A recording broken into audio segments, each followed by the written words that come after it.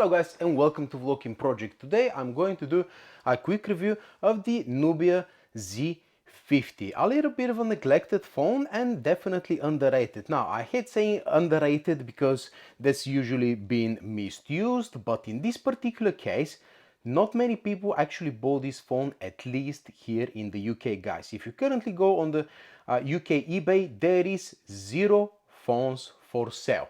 Now, one would have thought that there could be a particular reason for that, maybe the phone wasn't good or stuff like that.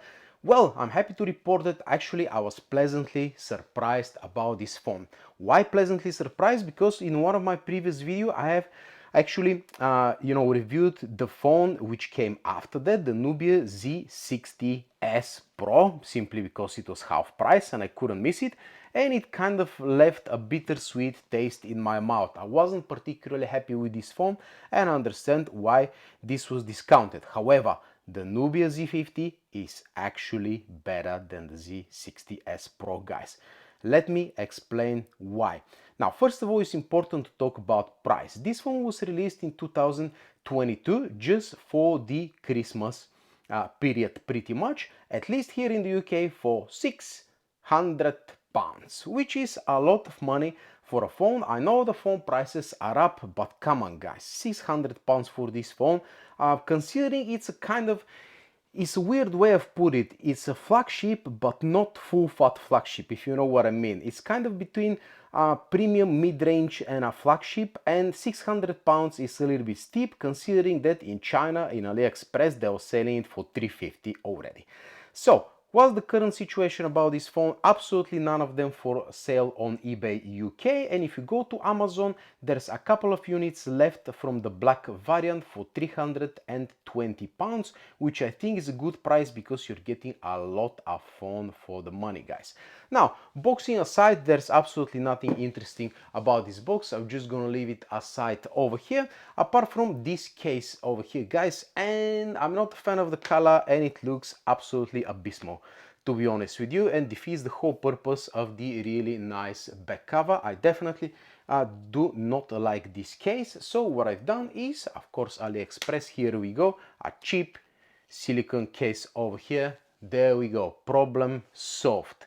Now, one of the interesting things about this phone is that, of course, the frame is plastic, guys.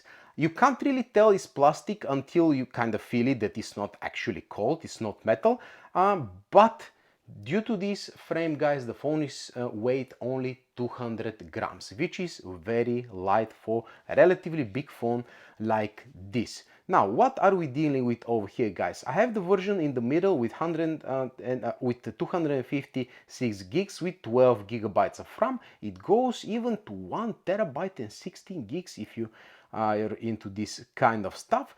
And overall, the design, I really love it. The back cover over here, guys, it's fake leather pretty much, which means that it's not gonna wear as fast as real leather, and well, it's more durable and it looks nice, so why not? At the top over here we have one noise cancelling mic.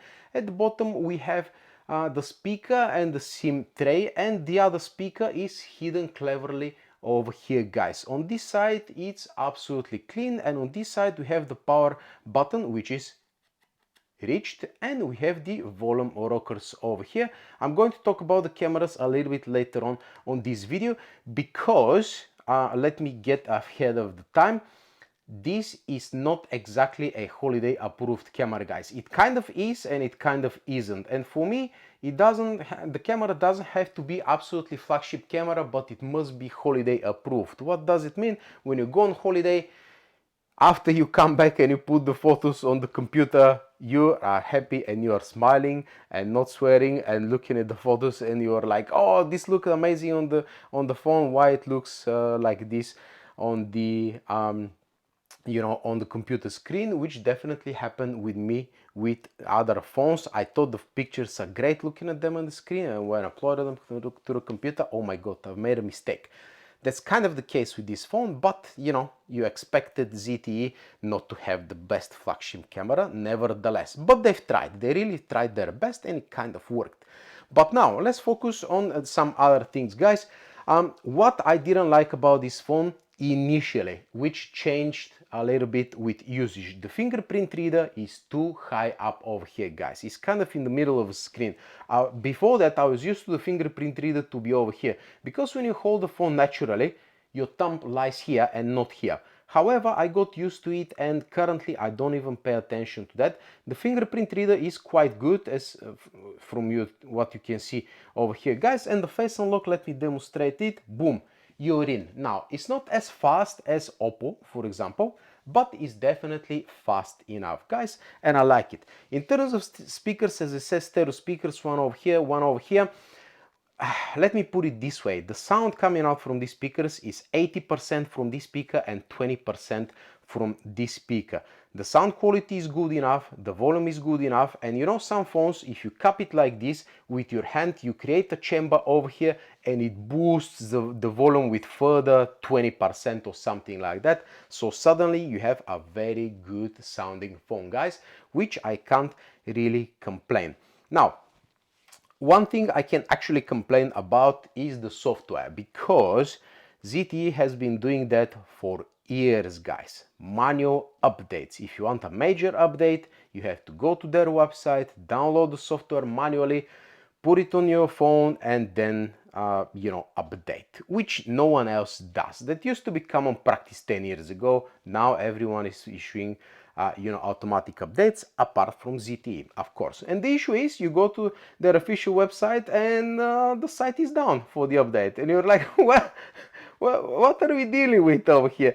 But happily, I've made a video. I've spent countless hours on the internet chasing up this update. I finally found it. I've made a video how to make the update, guys. So actually, you're getting Android 14 with security patch up until, let me see, up until, yeah, I think it was January, where is it? I think it was January 2025, something like that. It doesn't matter. A recent you know, update with Android 14. I'm not sure if the phone will get Android 15 ever, but everything works as it should with this update, apart from two things that I really don't like. Now, the phone is very snappy, by the way. Snapdragon Gen 2 is absolutely brilliant, guys. One of my favorite SoCs. Barely any heating and barely any throttling. It's almost like a gaming phone, guys. Really good.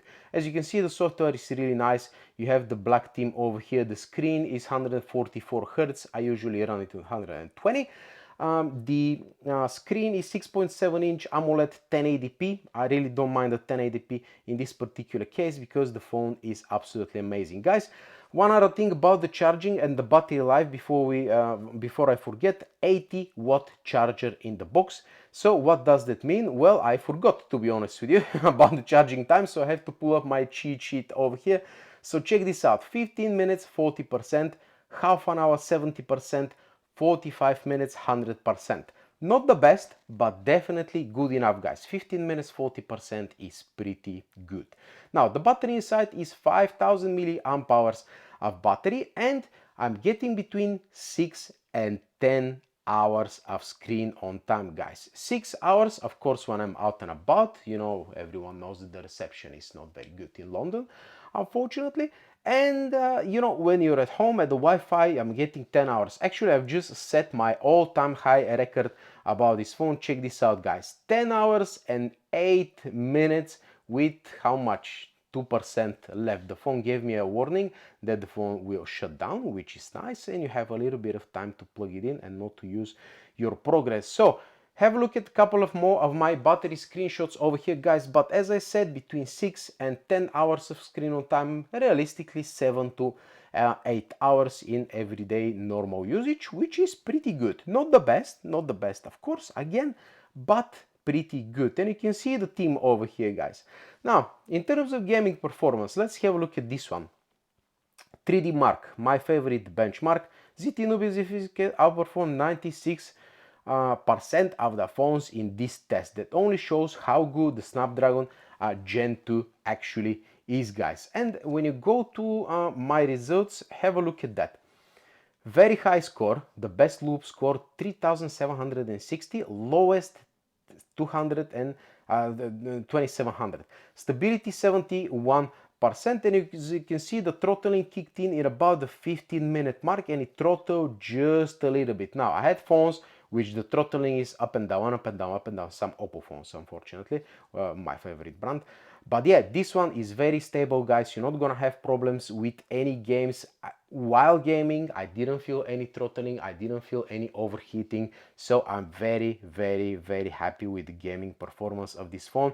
It runs RecFast like an absolute champ. Again, that is a couple of years old, and some phones are still struggling to push on the higher graphical settings. Call of Duty is absolutely no issues. Last Z, that's one of the games that I've been currently playing, guys. No advertisement on this game, so definitely worth checking out. But yeah, what else should we talk about, guys? I'll open up my cheat sheet. Again, sorry about that, but I'm just thinking about too many things at the same time. I'm quite busy nowadays, guys. Now, two things that annoy me about this software. Yes, one thing is, because I have a bunch of applications, not that many, I've seen way worse. But yeah, let me know how many applications have you got on your phone, by the way. Let me see how much I have. So 1, 2, 3, 4, 5. So 1, 2, 3, 4, 5, 6, 7, 8, 9, 10, 11, 12, 13, 14, 15, 16, 17, 18, 19, 20, 21, 22, 23, 24. So 24 multiplied by 5, this is 120 applications that I have. And one thing, sometimes I want to search for an application, I type over here, and let's say I mistype, and I want to go back, and let's say I mistype the first letters. For some reason it happens quite often, and when you delete it, it goes out, and you're like, wait a minute, now I have to go back and click on this, and it gets a little bit annoying. Why is not working? There is absolutely no reason for this window to go off when I delete the last word. But that's just nitpicking, and that's just something that it affects me, but most probably will not affect you. And the other thing, unfortunately, is with the letter Q and with the letter P, the edge detection over here, guys. As you can see, now it works kind of 70% of the time. And when I press Q, now it works, but initially you saw that it didn't register P. Now that happens, and you can see I can't really delete now. Look at that. Right, now I'm deleting.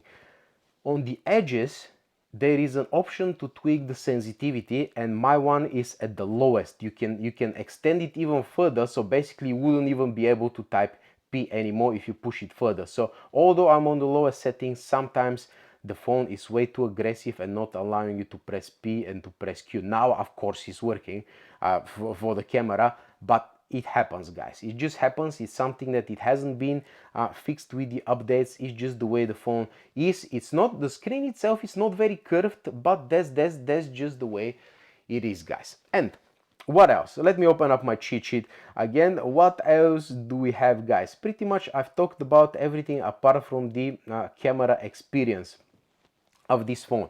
Let me talk about the video first. I'm gonna show you a couple of examples now, but just to sum it up quickly, from the rear camera, 4K 30 FPS, good stabilization, 4K 60 FPS, good stabilization, 4K 120 FPS, no stabilization, and 8K, I can't really view the 8K on my computer, guys, which is, I have a Ryzen computer, it doesn't play.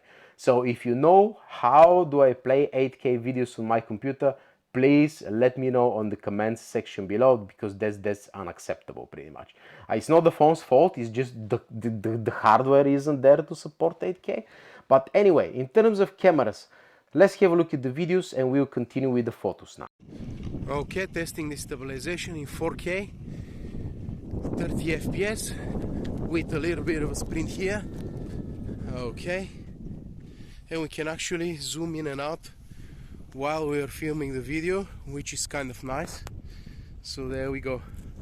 And we actually have 4K with 60 FPS with stabilization on. So when we run, we get something like that. 4K 60 FPS stabilization on. It's interesting that we actually have 4K 120 FPS, no stabilization, so when we run we get a result like that. Okay guys, and for some reason we have 8K as well, a little bit of ahead of the time, but nevertheless it's 8K, no stabilization, so when we run we get a result like that. Okay guys, so we have a 64 megapixel main camera over here, which is rocking the same sensor as the Pixel 7a and the Pixel 8a, Sony IMX787 guys. And let me tell you, having good sensor is only 50% of the game. You need good optimization, and I'm happy to report that actually you can take some amazing shots. The bokeh is really good as well from this massive sensor over here guys. I really like it. However, when it goes dark, when the lights go down, you get not very good photos, especially indoors guys, which is based on optimization, and there's not much you can do about that. Now, the super wide angle camera, let me see, what do we have? 50 megapixel Samsung S5 KJN1 guys, and it's good camera, it's very wide, it's a relatively good camera, however it blows the highlights way too often guys, and the phone uses this camera for the macro shots and they're not very good. Now, one thing about the macro that I'm very happy about is the automatic mode of the macro guys. Let me show you what I'm talking about over here. I'm gonna bring this, by the way, this is going to be my new daily driver, the Legion Phone Duel. Have a look at that. The phone automatically, wait.